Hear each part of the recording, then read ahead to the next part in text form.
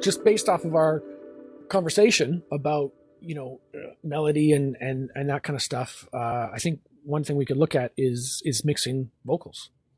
So whether you're mixing your own vocals or you're starting to get into mixing yourself and you want to learn more about it, I think a lot of times people get bogged down with stuff, especially vocals. So if we kind of break it into 3 steps, the way that I deal with vocals is always starting with balance. So getting like a level balance and a tonal balance. And step 2 would be dynamic control, and step 3 will be spatial effects. So if we look at the balance first, a lot of people, I think they forget about their fader. And the fader is literally the most powerful thing that you have in terms of mixing. And, a lot of people will get tracks and they'll instantly start, the vocal's not clear, so I'm going to start boosting 3K, or I'm going to put a bunch of multiband craziness on, then mess up all the phase. And sometimes it just that's all that it needs. So the balance of the vocal in the mix is so important. And then we get to tonal balance, and that's where my FabFilter Pro Crew 3 comes in. If I only had one plugin, that would be one. And finding how in text, how that vocal sits with the music. And a lot of times vocals are recorded very dark, and the final presentation of vocals in a mix are, especially nowadays, they're very, very bright.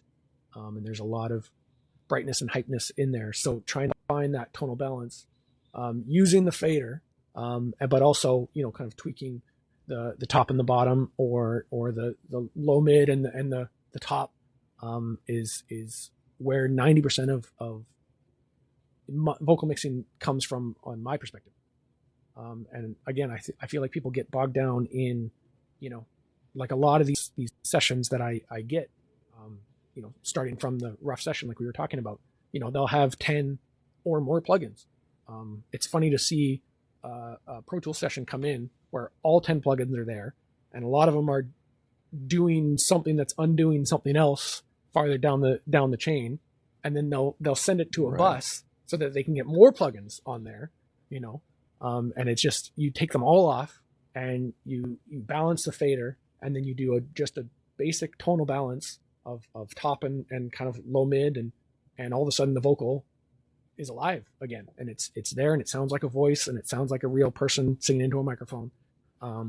So that's always step number 1 with me is tonal balance and volume balance. And then dynamic control is something people talk a lot about, compression mainly. And I do a lot of that nowadays at the clip level. So like we were talking about, turning the clip down before it hits your fader and your plugins, you can do that word for word if you want. So you can start to level, if rather than bang a vocal into a compressor where sometimes it's doing 3 dB, sometimes it's doing 10 or 20 dB, some of that you can actually do by hand, and it takes a lot of time, but it sounds so much better. And so a lot of my dynamic control, if needed, will be coming from actually clip gaining, automating and what's the signal that's actually coming into your plugins. Right. And then, de-essing and can kind of fall into that as well. Like there are some de-essers that I like. Massey makes a good one. There's one in the Slate bundle. I think it's the Eosis de-esser that is, very smart and intuitive. But a lot of times, if you want to turn down the S's, the best way to do it is to grab the actual audio file of the S and just turn it down before it hits your EQ, before it hits your compression, all that kind of stuff. So dynamic control is big, but there are a lot of new tools, and dynamic EQ we were talking about as well. There's a lot of new tools since the advent of the 1176 that allow you to do what it is that you're trying to do, but a lot more effectively and a lot more practically than just banging a 1176 on 20 dB of gain reduction. Nothing wrong with that. No, that's it still happens a lot. A lot of times it'll be if we do the level and the tonal balance number 1, and then we do some dynamic control number 2 at the gain level, then a lot of times banging it into an 1176 or parallel processing or something is you're able to do it more as an effect to get the sound that you want in your head rather than being forced into doing that because you have an overly dynamic vocal, and you can't approach it the way that you want. So now all you have to and the loud words that are getting too much gain reduction are starting to have a weird tone to them that you're not in love with, and then you do more plugins to try and compensate for that, and it's mixing vocals can be simpler than you think. And I think a lot of people complicate it a lot of times, especially when it gets to multi-band stuff and parallel processing and multiple auxes with all these different parallel things. A lot of times, especially inexperienced engineers that maybe don't have as much of a technical background, they're sometimes they're doing more harm than good by doing a lot of that stuff, in terms of phase and intelligibility and all those. And I guess the third step would be any kind of spatial effects that you're using. And I 99.9% do that on sends.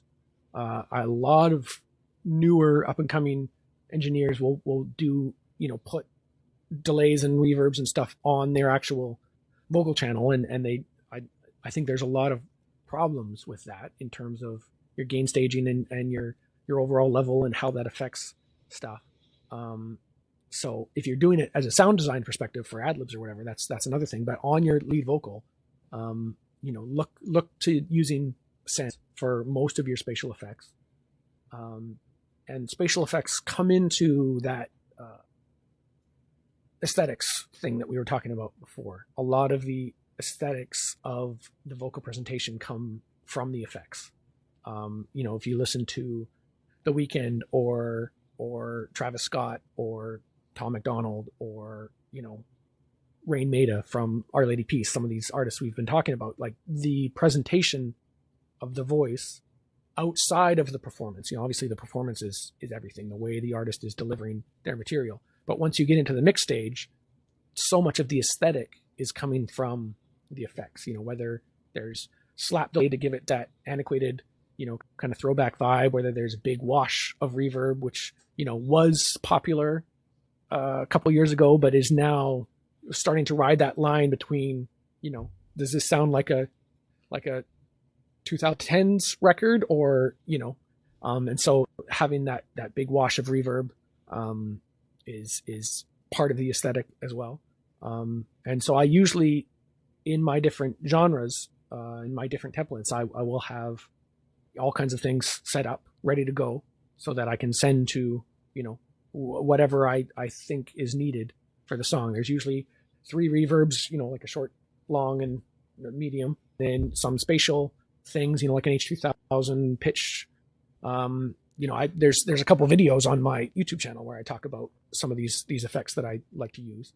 There's usually multiple delays. There's a slap delay and then eighth and quarter and half note delay, and depending on, they're all kind of set up ready to go with whatever plugins that I'm using at the time. They'll change. A lot of Echo Boy, a lot of Valhalla verbs, lots of Sound Toys stuff, and then I can just start sending there and see, what does it sound like with this big reverb? What does it sound like with a slap delay? Is that is that the right kind of aesthetic for the song or not so much? And it's just it allows you to move really quick. And so yeah, I know this is supposed to be fast, but if we again break it down to 3, it's balance, tonal balance with your fader and your EQ, dynamic control, and spatial effects, and just start there. And I promise you don't need to go crazy with some multi-band parallel. Like there's lots of times in mixes where I will do a parallel, especially a parallel distortion thing that kind of comes in and comes up for certain moments and comes down. But that's all auxiliary stuff. That's all the salt and pepper on the meal. You got to get the meal right before you start, a little extra pepper on there. Right. That's great, man. That's huge. Love it. Lots of clutch pieces of information in there. Do you have, when you have your reverbs, you said you had a short, medium, and long kind of reverb. Are they rooms? Are they plates? Are they usually, like, again, it different things for different genres. And I've got a couple, like, all my templates are all just essentially buses. There's no, like, pre-set up tracks or anything. It's just routing and then a whole bunch of effect sends. And depending on the style, I'll pull in different ones. But normally the short one is either an ambience algorithm or like a short room. And what I'm trying to achieve with that is a little bit of a room, just having that vocal that's, normally recorded like this and just have a little bit of ambience on there. Right. The medium will probably be a plate, like just an EMT or something, just, maybe a second and a half kind of. And then the long is usually a hall or a really long plate if I want to do something bright. But pop, it might be more of a really long plate. Kind of a rockier thing. It might be more of a hall, just something a little darker and just kind of has that, that ambience in the background. And yeah, a little bit of vintage. Valhalla vintage verb has been one I use a lot. I've been on the Liquid Sonics. Their Cassidy. I can't remember what it's called. The Seventh Heaven is one that I absolutely love. Yeah, reverbs are good. Reverbs are good.